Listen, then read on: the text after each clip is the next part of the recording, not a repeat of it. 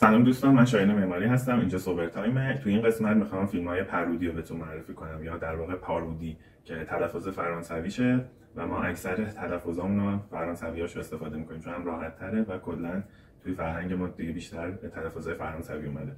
فارسیش هم در واقع میشه نقیضه. کلا میشه مسخره کردن حالا یه فیلم یا یه ژانر یا کلا یه اثر هنری که خیلی مثلا حالت جدی داشته و اینا، یه جورایی اونا رو به سخره میگیرن.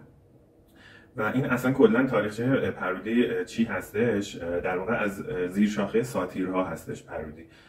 توی زمانه مثلا تئاترای زمان یونان باستان و اینا خب خیلی تراژدی سنگینی مثلا اجرا می‌شده، مثلا چه میدونم اودیپ و اینا اجرا می‌شده. بعد برای اینکه اون فشاری که روی تماشاگر بوده بعد دیدن این تراژدی‌های سنگین برای اینکه کمتر بشه، میومدن اونا رو به سخره می‌گرفتن که یه ذره با یه فضای بهتر و شادتری مثلا مخاطب سالن رو ترک کنن. سالن که اون موقع حالت دلفیتور بوده، فضای باز بوده، در واقع سالنی نبود. به خاطر همین این سبک مثلا اون موقع اجرا شد که بعداً توی سینما یه زیر سبک کمدی، در واقع زیر ژانر کمدی که پرودی حساب میشه. حالا میخوام بهترینای این سبک رو بهتون معرفی کنم. بریم سراغ معرفی فیلم ها.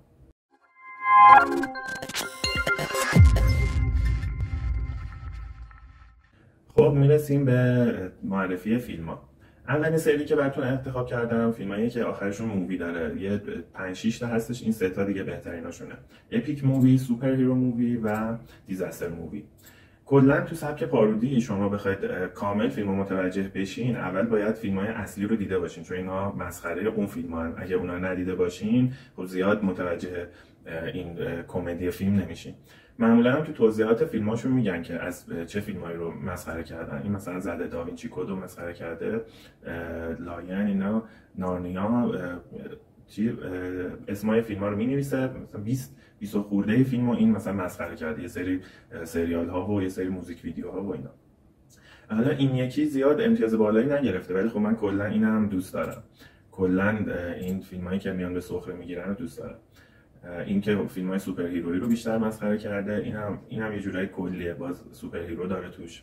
از رو پوسترش هم مشخصه که چه فیلمایی رو مسخره کرده: هلبوی و هالک و کونگ فو پاندا کونگ فو کار و آیرون من و ایناست بیشتر.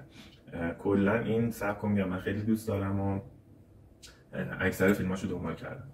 خب مید اسپارتانز، این بیشتر فیلم 300 رو مسخره کرده و واقعا هم خوب مسخره کرده این فیلمو. خیلی اون موقع یادم هرسترار بود، خیلی فیلم 300 مسخره بود. این که اومد واقعا یه ذره اون اذیتی که ما میشدیم رو کمتر کرد. ومپایر ساکس هم بیشتر فیلم‌های ومپایری و بیشتر توی توایلایت رو مسخره کرده. این فیلم هم 2016 اینم خیلی باحاله. بیشتر این پاپ استارهای جدید و رپ استارهای جدیدی که میان و چرت و پرت میخونن اینا رو مسخره کرده تو این فیلم باحالیه. اینا اکثرشون خیلی خنده دارن، ولی میگم من تو کمدی نیاوردمشون چون میگم من باید قبلش فیلم باز باشی و بیشتر فیلم‌ها رو دیده باشی که این مسخره کردن اصلا بفهمی چی به چیه. و خب یه سبک جداییه در واقع پارودی. مک‌گربور هم همینطور، اینم فیلم‌های پلیسی و اینا رو مسخره کرده. این 1 و 2 داره که 2 زیاد خوب نبود، همین یکش رو ببینید، یکش خیلی باحاله. سری جان انگلیش رو داریم که اینم یه جورایی فیلم‌های جاسوسی خود بریتانیا رو مسخره کرده رون اتکینسون و خیلی خنده دارن اینا دیگه. اینم سری فیلم 2003 و 2008ش خیلی گرفت، ولی همشون باحاله. کلا این سری رو هم ببینید، جان انگلیش رو. پرودوسر از مل بروکس، این یه جورایی کلا صنعت پرودوسرز میشه تهیه کننده، یه جورایی کلا خود تهیه کننده رو مسخره کرده. این خیلی داستان جالبی داره این فیلم. یه سری تهیه کنندن میگن که بیایم مثلا یه سوء استفاده بکنیم از آدمای پولدار. مثلا فکر کنید یه سری آدمای در به داغون مثلا ایرج ملکی و مثلا این مثل اینفلوئنسرهای داغون ما رو فکر کن دور هم جمع میکنن، یه تئاتری ازشون درست میکنن. میگن خب این که نمیگیره دیگه، همه بعدشون میاد مثلا یه شب اجرا میشه و ما مثلا چیز میکنیم. از اینکه لغو بشه اجرا تو برادوی این مدلیه، وقتی مثلا اجرا لغو میشه یه خسارتی میتونی بگیری. خلاصه اینا یه برنامه میچینن که این خسارت رو بگیرن، اون آدمای داغون میان کارشون میگیره و تو برادوی کلی چیز میشه. حتما این فیلمو ببینید، واقعا خنده‌دار و باحاله. اینم باز یه سری فیلمه که میاد 207 رو مسخره میکنه و آخرش هم 2017 ساخته شد که توی جشنواره کن هم راه پیدا کرد، یکی از نامزدا بود. این هم خیلی سری فیلم‌های باحالیه، پارودی‌های باحالیه.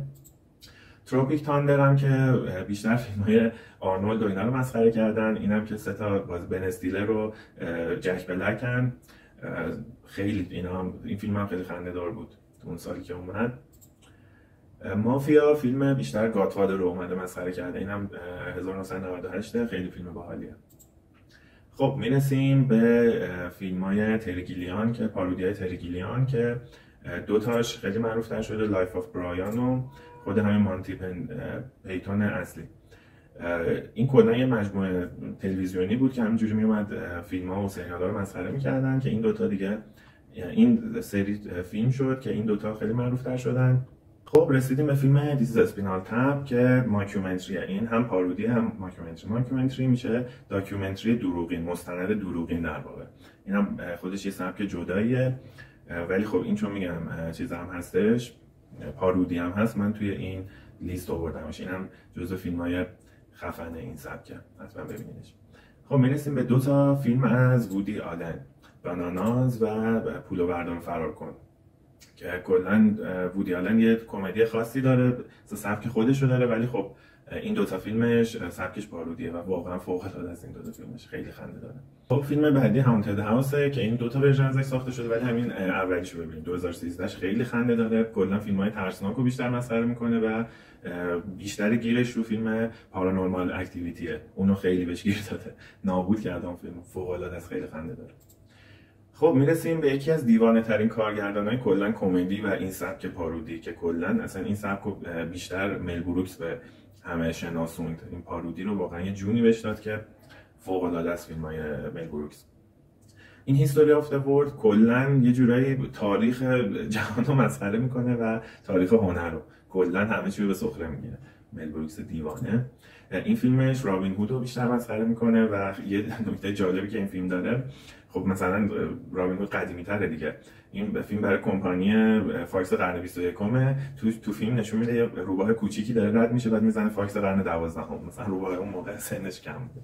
واقعا دیوونه است. خود کمپانی که خودش داره باش کار میکنه رو مسخره میکنه. همینطور سایلنت مووی، بیشتر فیلم‌های سایلنت و صامت رو داره مسخره میکنه توش، فوق العاده است. این فیلمش بیشتر دراکولا و کلا فیلم‌های ومپایر و دراکولا رو مسخره میکنه. این بلیزینگ سادلزش جزو معروف‌ترین فیلم‌های مل بروکس، فیلم‌های وسترنی و کاوبویی و اینا رو مسخره میکنه و یه جورایی بیگ پروداکشن ترین کار مل بروکس هم هست. های انگزایتی نکته جالبش اینه که فیلم سرگیجه هیچکاک رو مسخره میکنه و خود هیچکاک توی این فیلم اومده مشاور کارگردان شده که خودش توضیح بده بهشون که چه جوری منو مسخره کنید بهتر میشه. یانگ فرانکشتاین هم که فیلم فرانکشتاین رو مسخره کرده. اسپیس بالز فیلم‌های کلا گالاکسیا، استار وارز و استار ترک و اینا رو مسخره کرده، فوق العاده است. خب میرسیم به فیلم ایرپلین که جزو باحال‌ترین این سبک، واقعا این فیلم خنده داره، فوق العاده است. فیلمایی که توی مثلا هواپیما دزدی میشه و اینا رو مسخره کرده، پارودی کرده. هات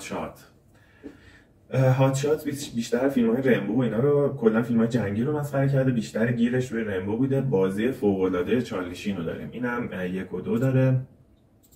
یکش دوش این یکشه جابجا شده بود، این یکش میشه 1991 و دوش هم 1993. این دوتا رو هم حتما ببینید، میمیرید از خنده، فوق العاده است. خب میرسیم به فیلم‌های سری آستین پاور که کلا اینم فیلم‌های جاسوسی و اینا رو مسخره کرده. کلا یه دنیایی هم خودش ساخته دیگه، یه شخصیت جالبی کلا آورده. اینو دوبله کرده، یعنی ترجمه کرده بودن، زیرنویس کرده بودن 207 زنان اینو ترجمه کرده بودن، نمیدونم یعنی چی، از کجاشون آورده بودن. اینم سری فیلم ستاییه، اینم حتما ببینید، واقعا خنده داره. خب میرسیم به یکی از دیوانه ترین بازیگرای کمدی و اکثر فیلم‌های پارودی میبینید که لزلی نیلسون توشون بازی کرده. مثلا توی همین فیلم دراکولای مل بروکس هم لزلی نیلسون بازی کرده بود. واقعا دیوانه است، واقعا خنده داره کاراش. کارگردانش هم دیوید زاکر این سری فیلم‌ها، نیکد گانا هم 3 تا، این هم حتما ببینید. کلا این همه فیلم ها رو یه جورایی مسخره کرده. کل فیلم های اکشن خود هیچکاک همه رو یه جورایی، کلا فیلم های پلیسی و اینا رو مسخره کرده. خیلی هم ازش چیز در اومده، مثلا کلیپ های مختلف شما توی اینترنت دیده باشن این فیلم ها رو ببینید متوجه میشید کلی از این سری نیکد گانا کلیپ های مختلف توی اینترنت وایرال شده. اسپای هارد هم باز لزلی نیلسون بازی کرده، اینم فیلم های جاسوسی رو مسخره میکنه. لزلی نیلسون دیوانه، واقعا خنده داره، جدی میشه.